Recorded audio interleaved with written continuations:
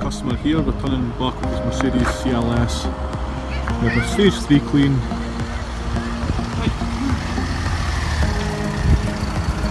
How did he get on, Mara? Excellent, excellent. Car's a lot smoother, a lot more responsive. It actually feels it's quieter. You know, when you're driving under acceleration, much nicer. Sort of much nicer thing to drive. Feels like it's back to what it was like when I got it. With quite a small amount of miles on it, and you forget that things change. But massive difference to how the car drives and feels. You had the car for really low mileage as well, didn't you? That's right. Aye. So I've had it from a low mileage, and I've had it for a long time. Put a bit of mileage on it, and you forget that it loses a wee bit of responsiveness, a bit of smoothness.